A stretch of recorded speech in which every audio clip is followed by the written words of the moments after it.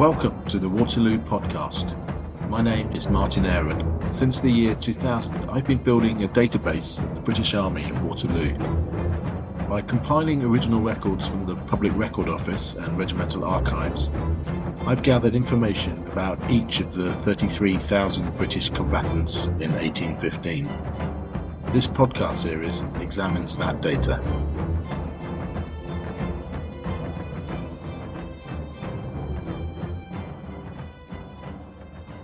Hello and welcome to episode 40. Today we're looking at Gardiner's troop, that's E Troop of the Royal Horse Artillery. It makes sense to look at this troop now because it was attached to Vivian's cavalry brigade, which we've been looking at for the previous two episodes, the 10th Hussars and the 18th Hussars, and their movements were largely similar. This troop was unique in that they remained attached to the brigade to whom they'd been assigned weeks earlier. All the other troops of British Horse Artillery had, on arriving at Waterloo, been detached and formed up into one long line of guns. Gardiner's troop were old friends of the 10th and 18th, having been brigaded with the Hussars in the Peninsula from 1813 onwards. The troop in 1815 comprised 5 combatant officers, plus an assistant surgeon, and 167 other ranks. We can see here. In terms of guns, while Sir Augustus Fraser had been keen to exchange the standard light 6-pounder cannons of the Royal Horse Artillery for heavier 9-pounders, and had succeeded in having this done for the troops of Ross, Ramsay, Bean and Mercer, Gardiner's troop was still armed with the lighter guns, so that's 5 6-pounders and 1 5.5-inch howitzer. Let's now find out who these men were. Of the 167 other ranks, there's a birthplace for all but 4 of them, so 98%, and we can see here they comprised 117 English, 35 Scottish, 9 Irish and 2 Welshmen. As we've observed previously in other episodes on the artillery, there's a disproportionate number of Scottish with stripes on their arms, representing 21% of the troop, but 42% of the NCOs. Indeed, both the troop's 2 staff sergeants were Scotsmen, Charles Baines from Dice in Aberdeenshire and John Andrews from Irwin in Ayrshire.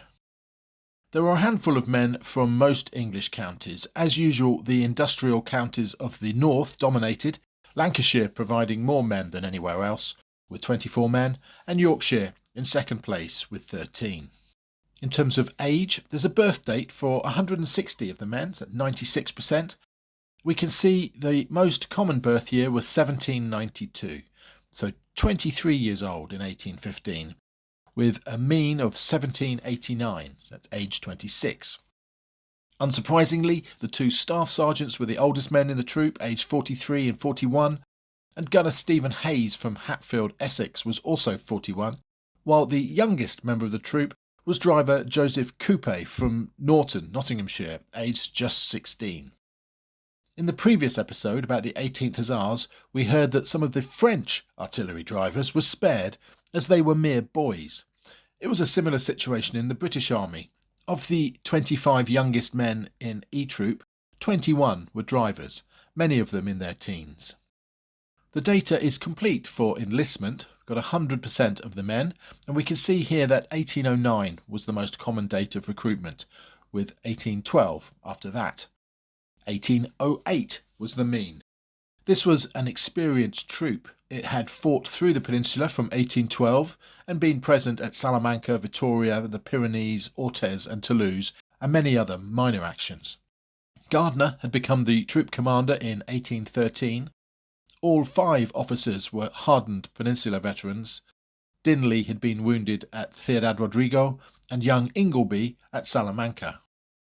The troop returned to England after Napoleon's exile to Elba, and in March 1815 was employed in putting down civil unrest in London during the Corn Riots, protests at the proposed Corn Laws which aimed to artificially raise bread prices. The troop was stationed in the gardens of Carlton House, the Westminster home of the Prince Regent. And what else do we know about the men of E Troop? Well, like many in the horse artillery, they were generally on the short side, even by the standards of the day. There's a height for 92 of the men, and the mean is 5'6.5". 37% of the men recorded were under 5'6". Only 4 men were 5'11", and none taller than that. Let's now join the troop in June 1815. It arrived at Quatre Bras too late to participate in the battle, and on the morning of the 17th joined the British Army's retreat back to Genappe, and then onto the position before Waterloo. Sir Hussey Vivian sent Lieutenant Swaby of E Troop ahead to reconnoitre the passage of the little river Deal, and Swaby had found a small bridge which the brigade could use to cross and bypass Genappe. At Genappe, the troop witnessed the clash of the 7th Hussars and Life Guards, and from then on they were pressed hard by the French vanguard. 2nd Captain Thomas Dinley recalls the hair-raising pursuit of his troop by the French. About 4 o'clock the enemy discovered what we were at and pushed on some tremendous heavy columns of cuirassiers and lancers with 3 or 4 brigades of guns. Vivian sent me in advance with a couple of guns, and I blazed away at them furiously. The practice was good, but they dashed on with as much unconcern as if I'd only been pointing my finger at them. Vivian then told me to get away as fast as I could and join the other 4 guns, when we received an order to make the best of our way to the rear, and off we set at a gallop.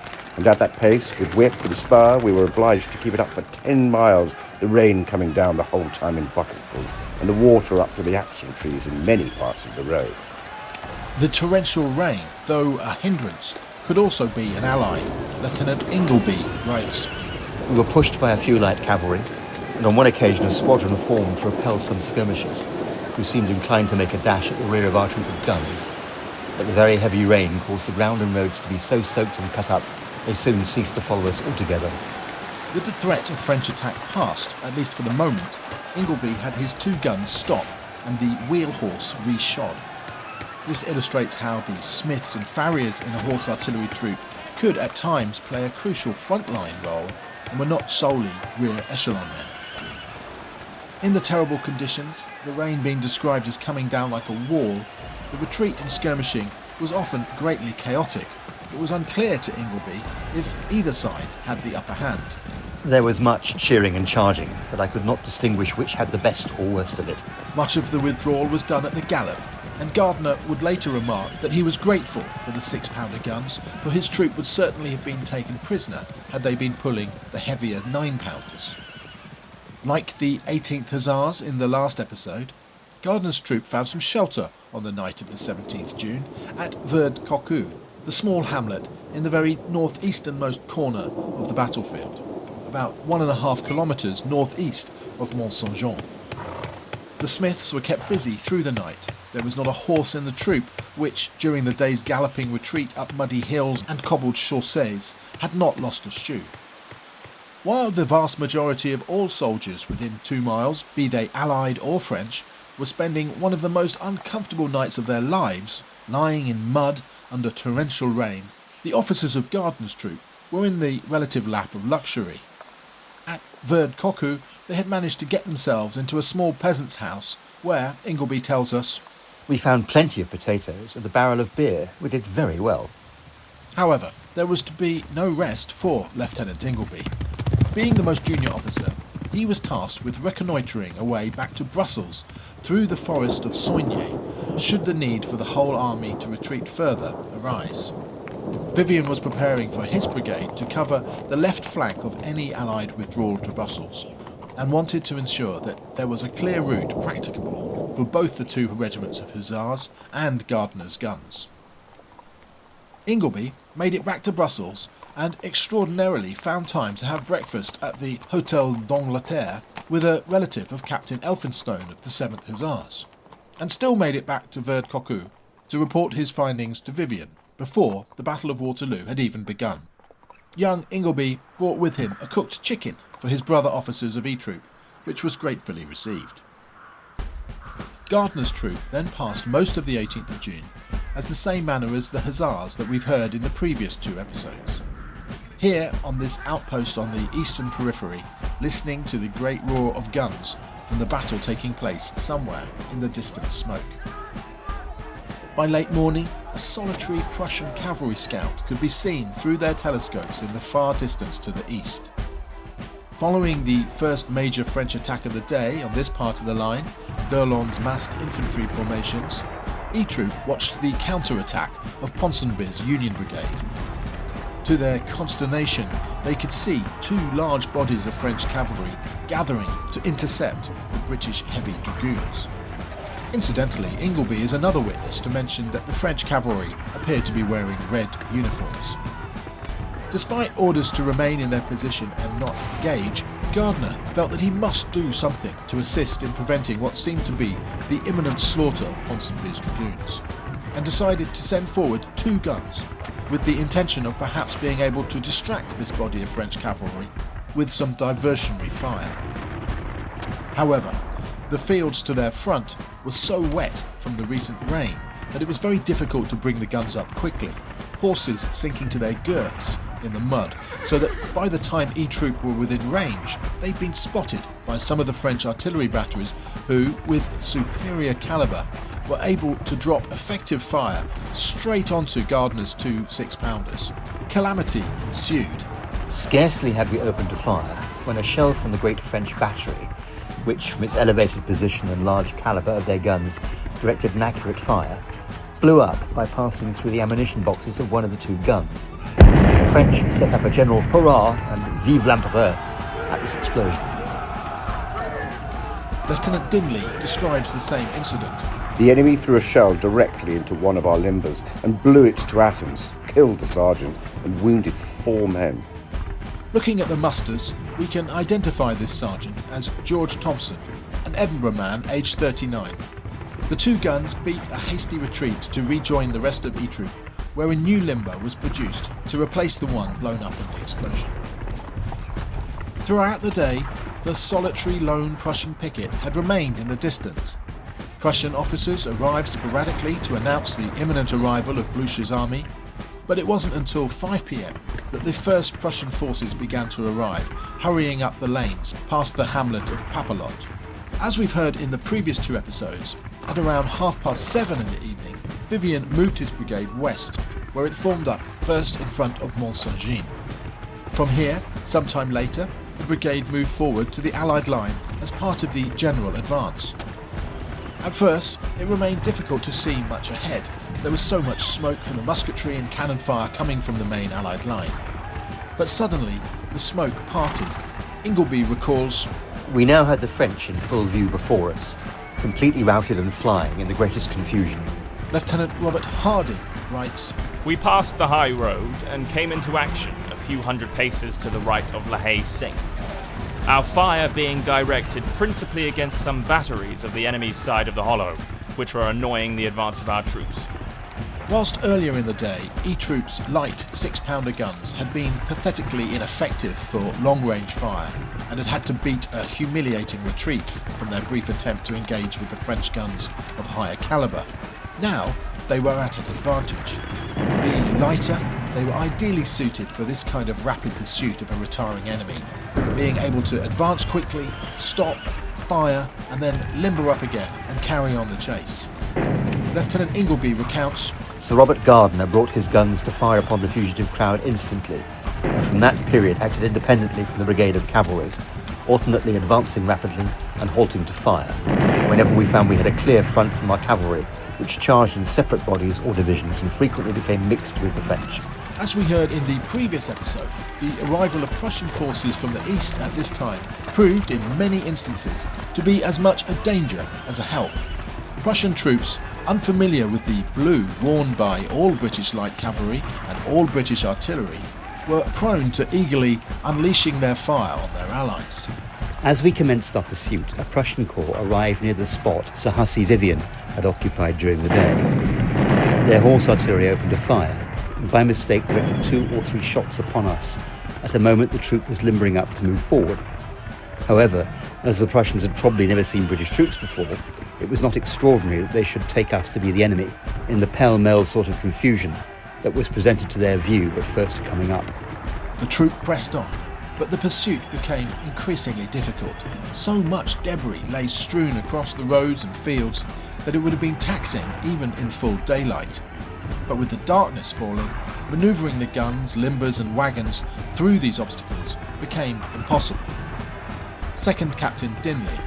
The ground was so completely covered with killed and wounded that it was with great difficulty we could pick our way so as to prevent driving over them, and I saw hundreds of poor fellows ridden over.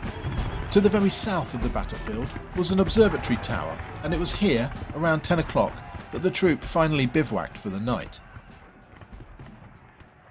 Casualties had been extremely low.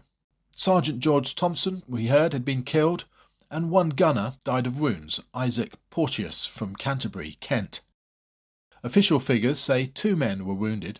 There were a couple of contenders for who these men were from the discharge papers, which mention unspecific wounds, but nothing can be confirmed from the musters, which give no indication of men absent wounded.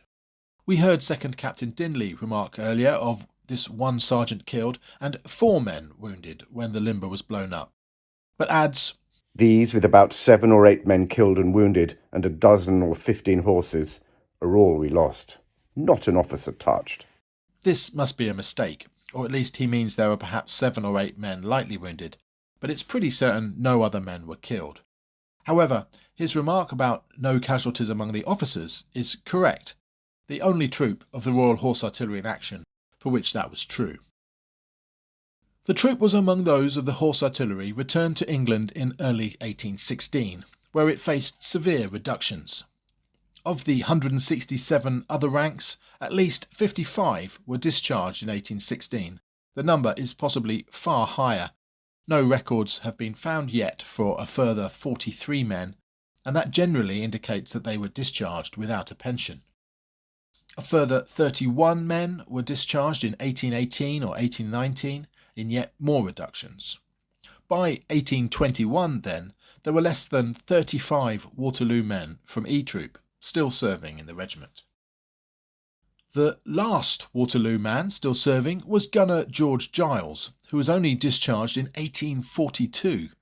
From Old Swinford, Worcestershire, he'd had a truly extraordinary career. Enlisting in 1809, aged 18, he must have originally been in Wynyate's troop, the rocket troop, as he served at the Battle of Leipzig in 1813, for which he was granted the Russian Cross of the Order of St. George. He rose steadily through the ranks after Waterloo, a bombardier in 1816, and finally reached Staff Sergeant in 1832, at which rank he served for another 10 years, his conduct listed as exemplary. He died at Woolwich in 1865, aged 74. Shoeing Smith John Brimmer from Nairn, Ayrshire, was discharged in the April 1816 reduction. Presumably, he'd had enough of hammering horseshoes and must have liked the cut of the jib of those Peninsula and Waterloo heroes, the Cameron Highlanders. 1 month after his discharge, he re-enlisted, swapping April and Anvil for bonnet and kilt. He would serve in the Camerons for 15 years, the final 6 of these in Canada, and was discharged in 1831 at his own request. He settled in Canada and died there in 1858 in the Toronto district, aged 79. Another man to re-enlist was Gunner James Scott Jr. from Hillsborough, County Down. At the Battle of Toulouse in 1814, a French shell had exploded near him, injuring his left eye and rendering him deaf in his left ear. Discharged in 1819, he also chose a new life in the infantry, enlisting in the 89th Foot in 1825 before transferring into the 9th Foot the same year. With this regiment he served another 5 years, rising to be sergeant. Still plagued by problems with his vision and hearing from that shell at Toulouse, he was discharged again in 1830, but must have been a valued soldier as he was then appointed as a staff sergeant on the recruiting staff. The glamour of an old Waterloo veteran was probably just the ticket to encourage impressionable young lads to join up, and he served in this role until 1843. Sergeant James Bleakley from Bolton rose to the position of Master Gunner, a warrant officer rank as high as a man could go without actually being commissioned. He was finally pensioned in 1830 due to giddiness, dimness of sight and his memory failing. Sir Robert Gardiner became the ADC to successive monarchs, George IV, William IV and Victoria, before being appointed Governor of Gibraltar. Perhaps confusingly, he also rose to the rank of Master Gunner, but in his case the full title is Master Gunner St James's Park and refers to the most senior officer in the whole artillery. He died in 1864, aged 83, is buried at Esher in Surrey. Second Captain Thomas Dinley also became an ADC to Queen Victoria and rose to the rank of Lieutenant Colonel. On the 16th of August 1819, he was present with a detachment of horse artillery at the massacre in St Peter's Field, Manchester, later known as Peterloo. As his letters reveal, he was an entirely unsuitable person to be involved with policing peaceful political gatherings. His choice of words clearly show he saw no distinction between enemy soldiers and the British public. The first action of the Battle of Manchester is over and has, I'm happy to say, ended in complete discomfiture of the enemy. I was very much amused to see the way in which the volunteer cavalry knocked the people about during the whole time we remained upon the ground. He died in 1860 and is buried at Eltham in Kent. And who were the last Waterloo men from Gardiner's troop? Well, Lieutenant William Swaby had emigrated to Prince Edward Island, Canada, presumably after serving there, but returned and died at Kensington in 1872, aged 82. He's buried in the churchyard at Cranfield in Bedfordshire. But the last man standing is very likely to have been Lieutenant William Ingleby. He had quite an extraordinary and well-travelled career, serving in Mauritius and India and rising to be General Sir William Ingleby. He died unmarried at his home, also in Kensington, in 1879 at the age of 88. Before we go, I just want to share something extraordinary that I came across during the research for Gardiner's troop. Every soldier in the British Army involved in the Waterloo campaign was eligible for prize money. The National Archives hold many ledgers of correspondence between the War Office and soldiers and their family members inquiring about their money. I'll do an episode specifically on these fascinating books one day, but they contain copies of thousands of letters. It was common in an age of limited literacy for the local clergymen to pen letters on behalf of their parishioners, and many of the letters inquiring about prize money are to and from the local village vicar. James Craven of this troop was one of these Waterloo men who got their local clergyman to write on their behalf. Born at Bradford, Yorkshire, he'd enlisted in the Royal Horse Artillery in 1813, aged 18, joining E Troop, and due to his small stature, being just 5'3", he was assigned to be a driver. In 1816 he was among the great bulk of the troop to be discharged. In 1819 he was still chasing his prize money. We can imagine him, like many, falling on hard times, and perhaps the money being a temporary lifeline out of hardship. Anyway, as I was going through these thousands of letters, the details of James Craven's letter leapt out at me. He was living at the village of Thornton, just outside Bradford, which rang a bell, and then I saw the name of the author, the Reverend P. Bronte. This was Patrick Bronte, the father of the Bronte sisters, who were born and grew up at 74 Market Street in Thornton. I find it quite wonderful to imagine the collision of these worlds, the Bronte sisters and Waterloo. Charlotte would have been just 3, Emily a baby, and Anne not yet born, but I wonder what conversations had passed between the Reverend Bronte and James Craven, this young veteran from Waterloo. That brings us to the end of this episode on Gardiner's Troop. I hope you found it interesting. Coming up next through December and New Year will be a series of different types of episode. I did the same last year when we looked at 4 intriguing stories related to Waterloo: the Colonel Quentin scandal, the life of Park Neville, the shipwreck of the 59th, and the disaster of Bergen-op-Zoom. This year I'm hoping to do something similar, and we'll also try to get episodes out a bit quicker. So I hope you'll join me for those. Until then, many thanks for watching.